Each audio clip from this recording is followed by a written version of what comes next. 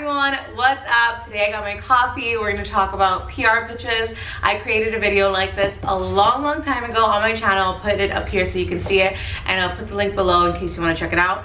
And this is going to be a similar video, a similar sort of format, but with a couple of differences. If you do like this video, I know you guys really like the PR videos and when I talk about pitching and stuff like that. If you do like this video, please give it a thumbs up. That is an amazing way that you can help me reach other people and have people see my videos. So if you do like it, please give it a thumbs up, and if you want, you can comment too. Just let me know what you want to see. Anyway, I decided to make a video today because last week was my birthday and I didn't upload anything. So I am uploading once a week no matter what. So because I didn't upload last week, you guys get 2 videos this week, and hopefully soon I'll start making more content on YouTube. But I'm not gonna make any promises because I still have a book to finish, which, by the way, I have been getting a lot of pitches now, more than ever. Before I used to do freelance writing too, but I was more on like the PR side of things. Now I'm on the other side of things, which means that I get a lot of pitches, and a lot of really amazing pitches that are a really good fit, and a lot of some of them that are not the best fit. So that's what I want to talk to you guys about today. And disclaimer, this video is not to criticize anybody or anybody's style of pitching. It's only to show you how you can better reach people and how you can better format your pitches depending on who you are pitching. So there's no type of like bad, good, bad. There's just more of things that are a good fit for me, and there's things that are not a good fit for me. So yeah, that's what we're gonna do today. The last video I made, I put up the pitches on the screen and I just kind of blacked out all the information. But I don't think I'm gonna do that right now. I'm just gonna go through them as I read them and kind of talk to you about these sort of pitches. There's a lot of information that I can't disclose, unfortunately, which is also why I'm not gonna put it up on the screen. But the way that so for this particular project, the pitches are from a HARO query that I sent out, and it's for my book. I haven't said what my book is about yet, and I don't know if to say it yet, but I'm just gonna keep it like private for now. I'll disclose that it's a particular demographic and that it is profile book, so it's gonna feature a ton of women and their stories. And I've had a list for a long time. Recently I had a couple spaces open up on the list, which means that I can add more women to the list. So I sent out a query on HARO asking publicists or whoever is signed up for HARO to send me their information, to send me their submissions of, you know, these women that sort of fit what I'm looking for, and I included all of that in HARO. And actually one of my subscribers sent me her person, and she was like, oh, I watched your video. So I was like, oh, this is so cool. Like, what a full circle kind of moment. And her pitch was awesome too. So yeah, so I sent out a query and people sent me their information based on what I asked for. I asked for a particular demographic, a particular age range, and so yeah, so that's all I'm gonna say for now, but I'll tell you guys soon what the book is about. First things first, when I was in PR, all of my bosses really paid a lot of attention to the subject line, which is really important, especially if you're an editor. Like if you're an in-house editor and you are getting a lot of pitches every day, the headline or the subject line, it is like one of the most important things, so you have to make it really catchy. But when you put out a query in HARO, the way that it comes out, and I'll put it on the screen here just so you guys can see it, but the way that it comes out in my inbox, it's like HARO query like answered or something like that, and then you'll see the subject line like after that, but you don't really get to see much of the subject line.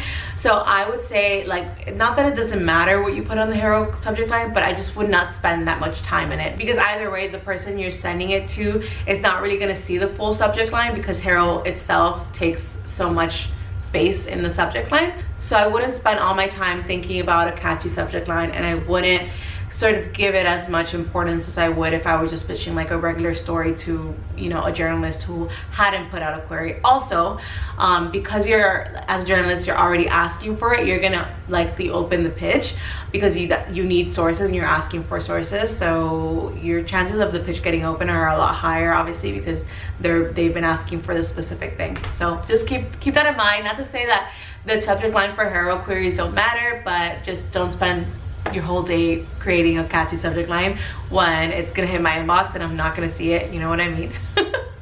Let's get started. I have my half calf because it's already 4:30, but this is great because we have the summer light. Who cares? Nobody's here for that. Anyway, so all right, so this person says, I would like to submit this person for this project, right? And then she goes on to tell me that this person is, you know, her background, what she does, how old she is, and she is the most influential digital content creators in this market that you're looking at, that I'm looking at. Since creating her main YouTube channel, this person has grown a fan base of over however many people, and she's also the first to launch this self-funded cosmetic company, which is a great start, because I look for a specific market. This is gonna be difficult to talk about without like saying what it is, but this is a great start because she addresses everything that I asked for. So I was like, they need to be this age, they need to have done something, you know, influential, big, cool, and they have to have this background. So this is a perfect pitch. Like, I think this is like a really great example of something that's concise. It gets straight to the point and it gives you all the information you need to know. She doesn't start with like this person's background and like her story and all of that. She starts with like, this is where she is now and this is what she's, you know, what she's been able to create with her platform. Then she goes on to say, this is you know, these are her awards, or what she's, you know, what she's won, how she is sort of qualified to be a fit. And then the last thing is like 2 to 3 sentences about her background.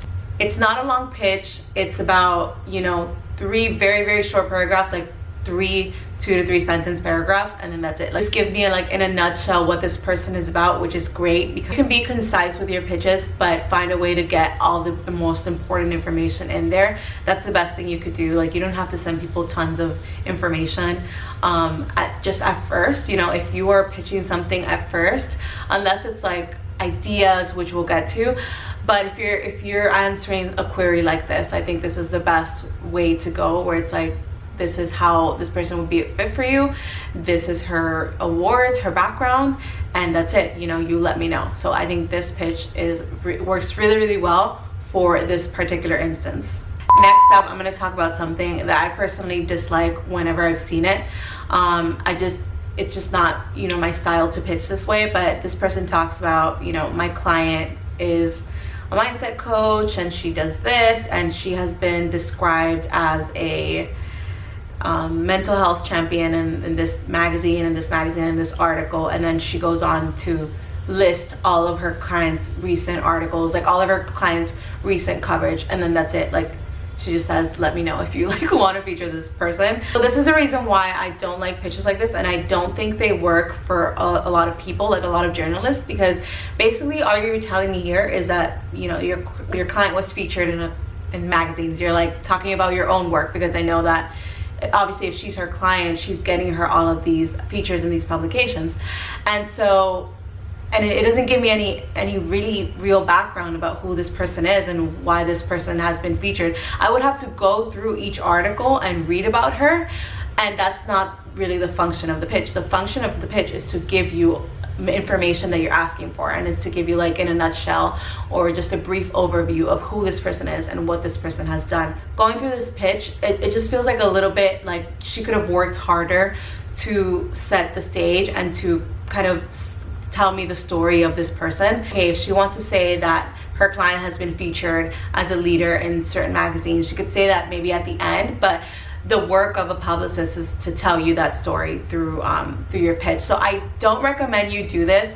Also, if you're pitching somebody at a certain publication and you say, oh, my client has been featured in Forbes or whatever, it's just like, okay, you know, that's great. I see that there's credibility there, but it's also like, I'm also working at a publication, not necessarily for me, but for other journalists. So you want to try not to do that. Like, you always want to paint the picture for the journalist inside of the email, you know, and not send them to look at different articles that she's been featured in. So I would say, like, this one, out of all the rest of them that I picked, this is probably the one that I didn't connect with. I didn't get anything out of it. So I do not recommend that you pitch this way at all. I think it's not effective at all.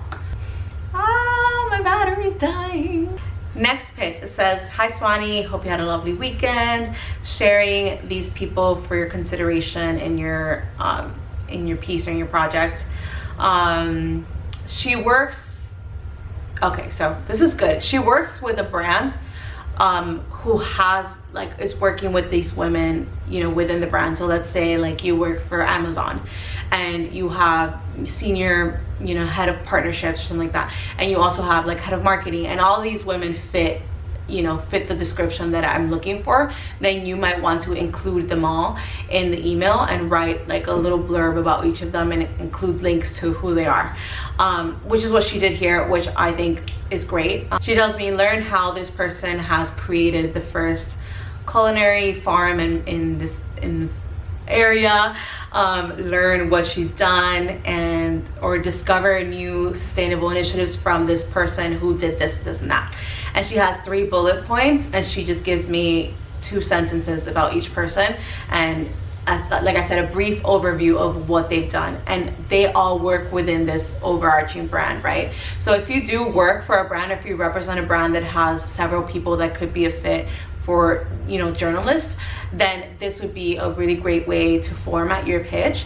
And this is also a great way to format your pitches when you are trying to pitch story angles, which I highly recommend, because sometimes journalists kind of not run out of ideas, but it's so great to see like different angles and to see how publicists are thinking about, you know, things being covered. So I always appreciate when publicists send me, you know, a story angle for the particular publication that I write for, because it just makes my job so much easier. So as a writer on this side, it makes my job easier. So as a publicist, you want to try to make the journalist's job as easy as possible so that you can get your client coverage. So story ideas, story angles, like not just pitching about your client who has created a sustainable brand during the pandemic, but like how has this, you know, really affected people during the pandemic, and how can you narrow down that pitch to make it a little bit better. Something that I highly recommend is, so obviously this would be a great pitch if you know, work with a brand that has several different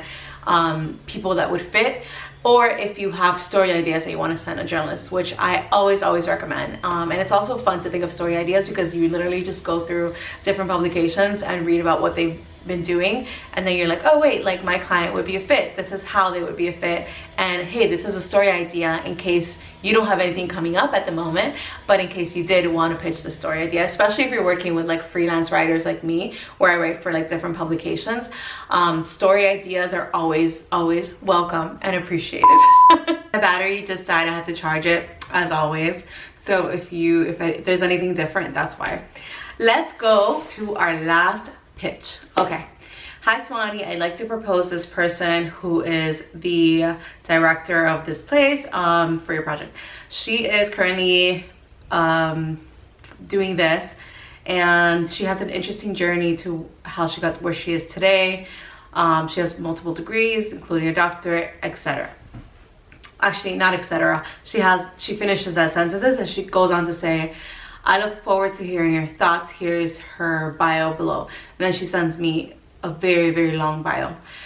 So this pitch is not the best. It's not the worst, but it's not the best because I have to go through her bio. Okay, so it's gonna sound bad, but I feel like a lot of journalists don't have like all the time to go through everything that you sent them, to go through like people's bio and like pick information. So if you can already do the work for them and pinpoint exactly where and how this person would be a fit and the most interesting parts about this person, like if you want to add the bio to the end of the pitch, that's perfectly normal, but instead of just sending me one sentence about this person and how she has multiple degrees, like, okay, but what does she do with those degrees?